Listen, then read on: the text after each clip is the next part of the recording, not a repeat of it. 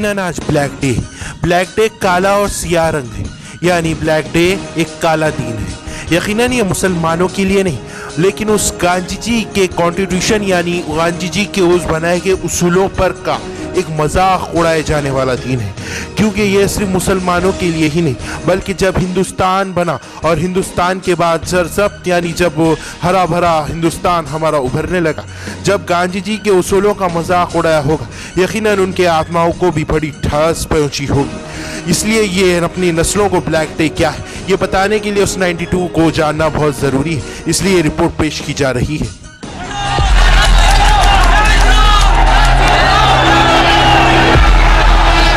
बाबर ने जो एक बार मंदिर को समाप्त करके यहाँ पर ढांचा खड़ा किया था, वैसे ही हमारे प्रधानमंत्री यदि सोचते हैं तो दूसरे बाबर बन करके फिर यहाँ पर मस्जिद बनाएंगे,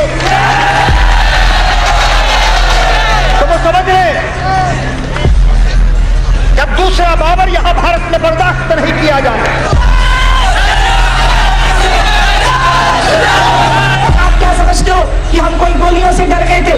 अगर ऐसा किसी को धोखा हो तो वो अपने धोखे को मिटा दे, क्योंकि गोलियां कम पड़ जाएंगी लेकिन सीने कम नहीं पड़ेंगे जो गोलियों का मुकाबला करने के लिए तैयार नहीं है।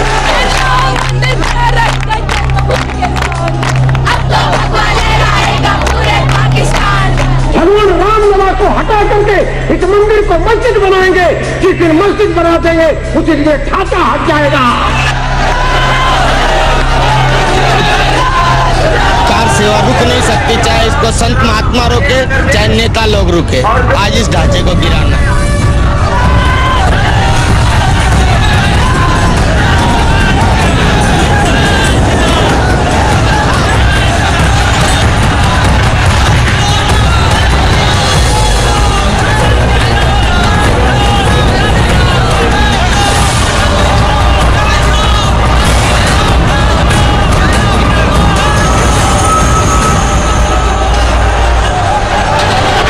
नुकीले पत्थर निकले, उन पर तो कोई नहीं बैठ सकता,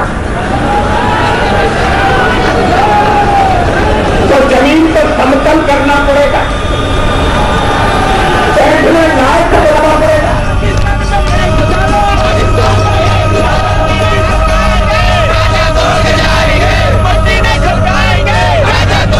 जहां राम का जन्म हुआ था,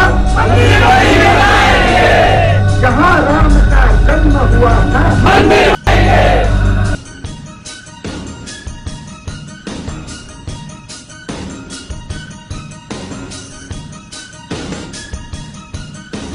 दिसंबर 1992 अयोध्या। अब तक 1 लाख से ज्यादा कार सेवक अयोध्या पहुंच चुके थे। अनहोनी की आहट दिल्ली भी सुन रही थी और लखनऊ। उत्तर प्रदेश के तत्कालीन मुख्यमंत्री कल्याण सिंह सुप्रीम कोर्ट से वादा किया था कि वो हर हाल में ढांचे को बचाएंगे, लेकिन अयोध्या में कुछ और ही चल रहा था। बीजेपी की बगलगीर बीएचपी कुछ और राग सुना रही थी। हमारा कोर्ट से कोई मतलब नहीं है, आप कोर्ट की बात क्यों बीच में ला रहे हैं? आप हमने कहा है कोर्ट का जो यहाँ पर निर्णय आने वाला है वो हमसे उससे अप्रभावित है।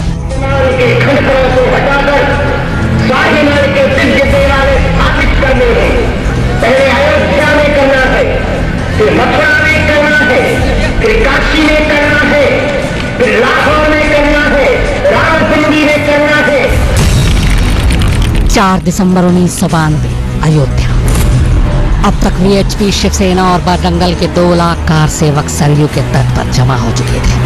बताया गया कि उनका मकसद सरयू से एक मुट्ठी बालू मिट्टी लाकर विवादित ढांचे के पास के गड्ढे में भरना भर, लेकिन कार सेवकों के इरादे को इस नारे ने जाहिर कर दिया।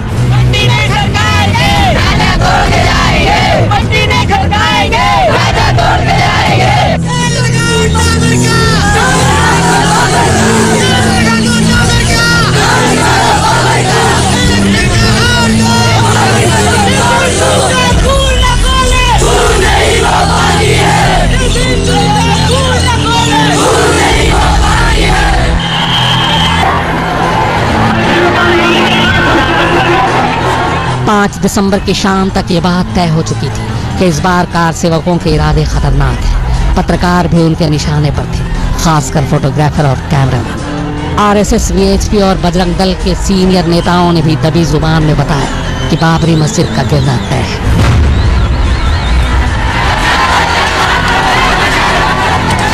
और फिर आखिरकार वो दिन आ ही पहुंचा।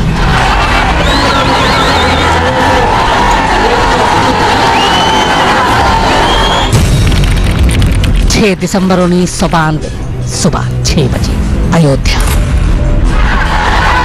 कार सेवकों की भीड़ कार सेवा के बहाने विवादित ढांचे के आसपास इकट्ठा होने लगी थी।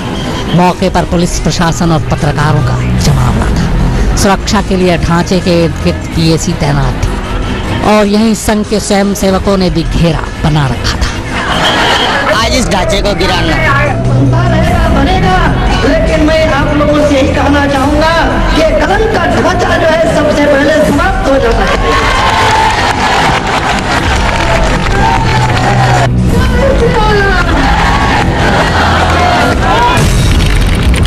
6 दिसंबर सुबह 7 बजे प्रधानमंत्री निवास, नई दिल्ली। प्रधानमंत्री निवास पूरी तरह से खामोशी में डूबा था।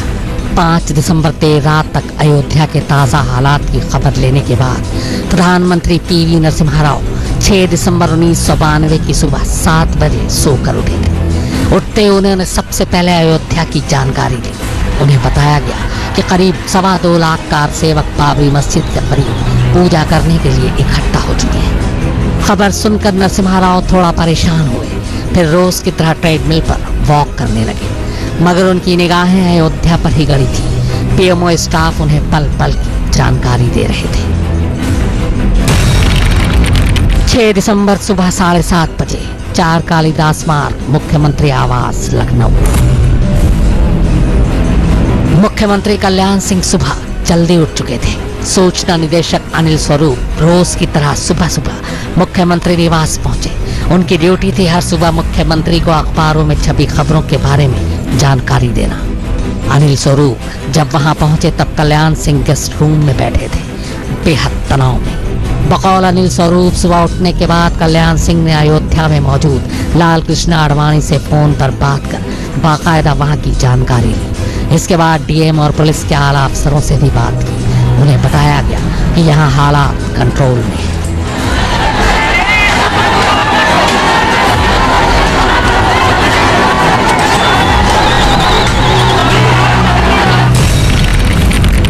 सुबह 10 बजे बीजेपी और विश्व हिंदू परिषद के नेता सुबह 10 बजे से मौके पर पहुंचने लगे थे। बीजेपी के राष्ट्रीय अध्यक्ष मुरली मनोहर जोशी और लाल कृष्ण आडवाणी भी कार सेवा की तैयारी देखने पहुंच चुके थे।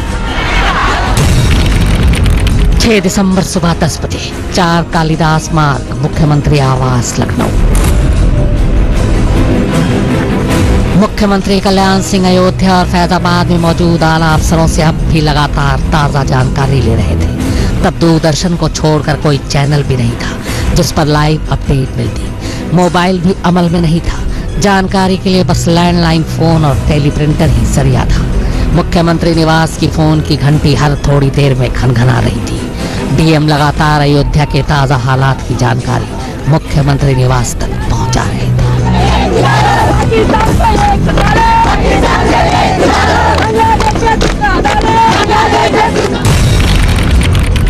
सुबह 10:30 बजे 10:30 बजते बजते राम कथा कुंज के मंच पर नेताओं का हुजूम इकट्ठा होना शुरू हो चुका था। यह मंच उस जगह से महज 200 गज की दूरी पर था जो कार सेवा के लिए तय की गई थी। यहाँ संतों और नेताओं को पूजा करनी थी, मगर इधर कार सेवक बेताब होने लगे थे और शासन प्रशासन के अधिकारी किसी भी अनहोनी की आहट को हंसी में उड़ा रहे थे। तैयारी कैसी है? पूरी तैयारी है, पूरी व्यवस्था बनी हुई है, लोगों में उत्साह है और कुछ होने की आशंका सब ठीक हो जाएगा। आपका अंदाज कुछ है? आपको कुछ अंदाज है? शांत व्यवस्था बनी रहेगी, सब ठीक रहेगा।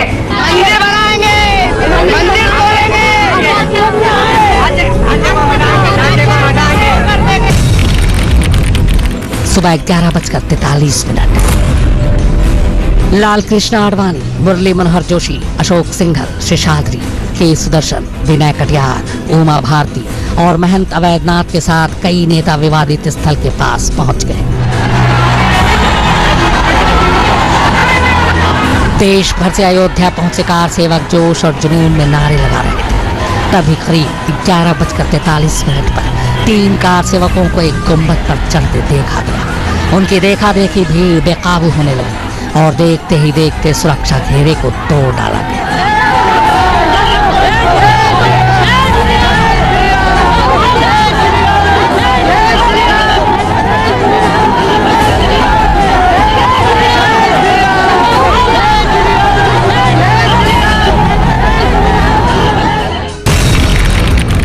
दिसंबर दोपहर 12 बजे प्रधानमंत्री कार्यालय नई दिल्ली।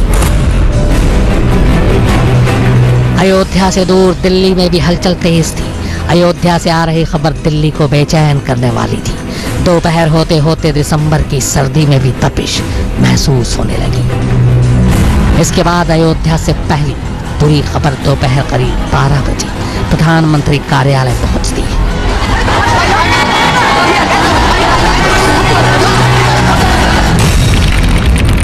दोपहर 12:05। कार सेवकों का हुजूम अब तक बाबरी मस्जिद के तीनों गुंबदों पर चढ़ चुका था। इस दौरान ढांचे के पश्चिम की तरफ एक इमारत की छत से यूपी के आला अफसर बेचारगी में खड़े सब देख रहे थे। दोपहर 12:15। 10 मिनट बीतते बीतते कार सेवकों के हाथ में हथौड़े, कुल्हाड़ी और नुकीले हथियार दिखाई देने लगे। कोई नहीं जानता था कि यह सब उन तक कैसे पहुंचा। देखते ही देखते गुंबदों पर हथौड़े चलने शुरू हो गए। तस्वीर ले रहे पत्रकारों को पीटा जाने लगा। उनके कैमरे तोड़े जाने लगे।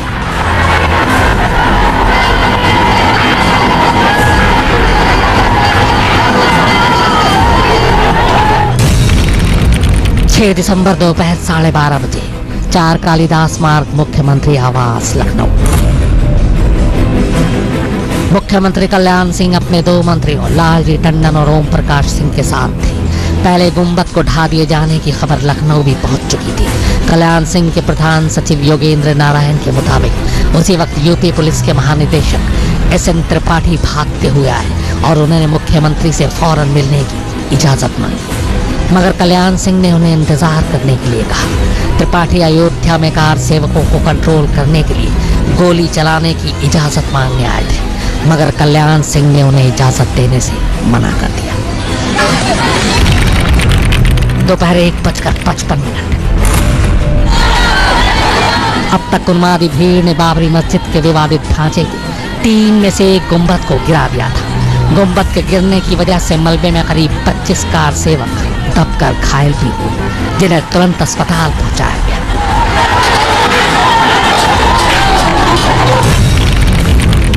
दोपहर 3:30 बजे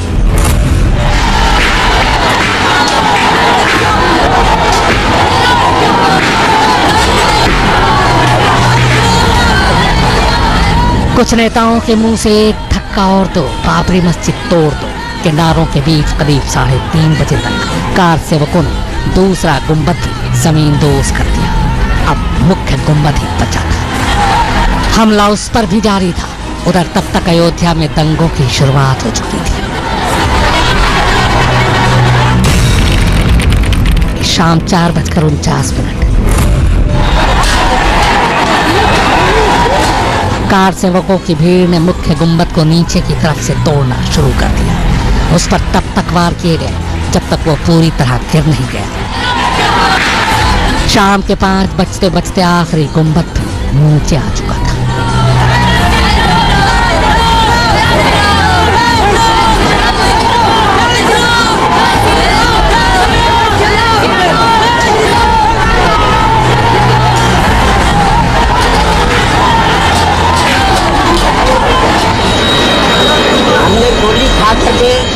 मंदिर को मैंने कब्जा किया, तोड़ दिया, और तोड़ करके हमने चाहे जो कुछ हो जाए लाठियां सहते भी रहे और हम तोड़ते भी रहे।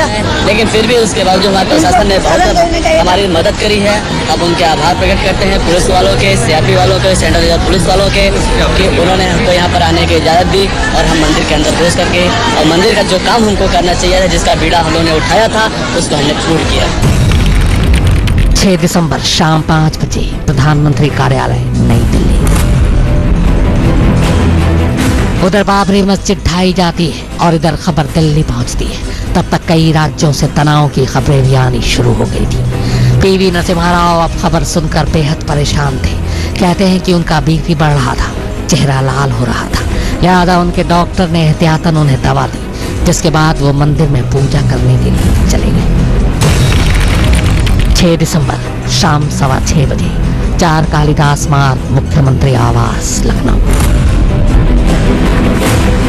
मुख्यमंत्री को यूपी में राष्ट्रपति शासन लगाए जाने की खबर मिल चुकी थी। इसी के बाद वो सूचना निदेशक अनिल स्वरूप से एक पेपर पर राज्यपाल के नाम बहुत ही संक्षेप में इस्तीफा लिखने को कहते हैं।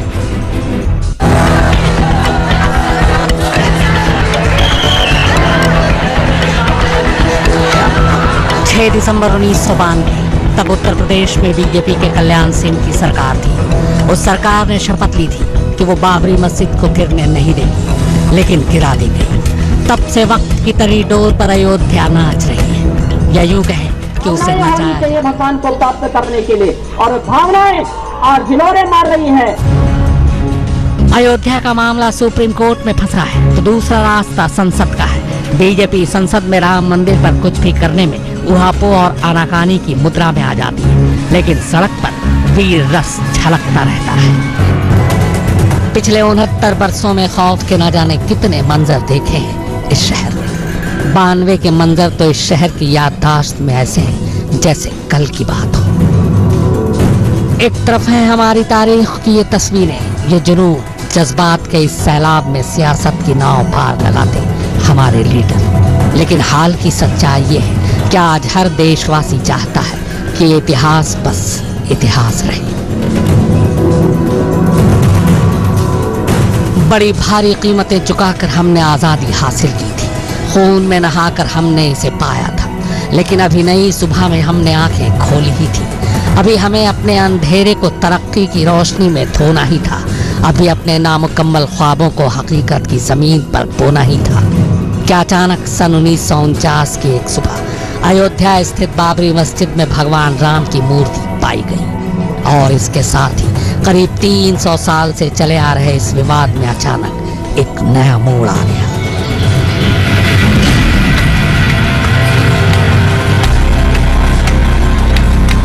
फरवरी 1885 में महंत रघुबरदास ने फैजाबाद की अदालत में एक याचिका के जरिए यहाँ मंदिर बनाने की इजाजत मांगी थी।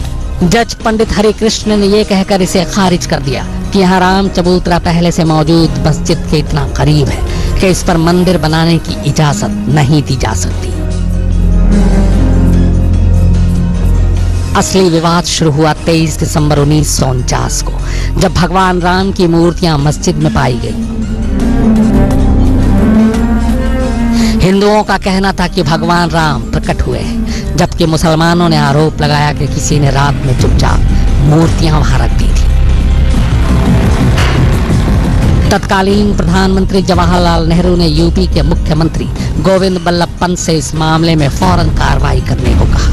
यूपी सरकार ने मूर्तियां हटाने का आदेश दिया, लेकिन जिला मजिस्ट्रेट के किनायर ने दंगों और हिंदुओं की भावनाओं के भड़कने के डर से इस हुक्म को मानने से इनकार कर दिया। आखिर में फैसला हुआ कि किसी नतीजे पर पहुंचने तक इस पर ताला लगा दिया जाए। राम मंदिर का निर्माण चाहिए, इसके लिए अध्यादेश लेकर के आओ। चाहे आप विधेयक लेके आए, हमें राम मंदिर के सिवा और कुछ नहीं चाहिए। मंदिर और मस्जिद का ये मसला इतना पेचीदा है कि इसका कोई एक ऐसा हल निकाल पाना जिसे सब मान ले निहायत ही मुश्किल काम है। जाहिर है कि अकबर जैसे इंसाफ पसंद बादशाह के सामने भी ये मसला आया होगा। अवध के नवाब और अंग्रेजों के जमाने में भी इसके हल की कोशिशें हुई होंगी। पिछले 69 सालों का ब्यौरा तो हमारे सामने ही है। अदालत से बाहर इस विवाद को हल करने की कोशिशें लगातार जारी रही। 2002 में तब के प्रधानमंत्री अटल बिहारी वाजपेयी ने इस मामले को सुलझाने के लिए अयोध्या समिति का गठन किया। इससे पहले प्रधानमंत्री चंद्रशेखर, ज्ञानेंद्र सरस्वती जैसी हस्तियों ने भी बातचीत के जरिए उसे हल करना चाहा, लेकिन सियासत का चश्मा लगाए हुए लोग इसे नाकाम करते रहे। 2003 में आर्कियोलॉजिकल सर्वे ऑफ इंडिया ने मंदिरों के अवशेषों की तलाश में खुदाई भी शुरू की, लेकिन कोई ठोस नतीजा सामने नहीं आ सका। फिर इसी बीच 2010 में इलाहाबाद हाई कोर्ट का फैसला आया, पर यह फैसला भी मसले को हल नहीं कर पाया। जमीन के हिस्से को लेकर दोनों तरफ के लोग देश की सबसे बड़ी अदालत में जा पहुंचे कि मामले की सुनवाई कब और कैसे की जानी है।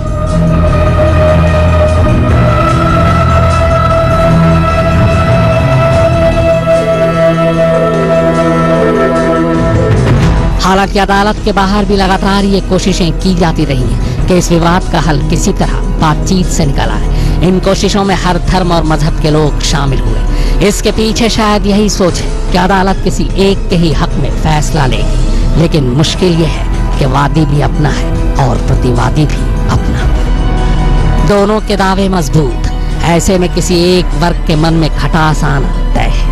मगर अफसोस कि हम ही कोशिशें भी करते रहे और किसी नतीजे पर पहुंचने से अपने आप को हम खुद ही रोकते भी।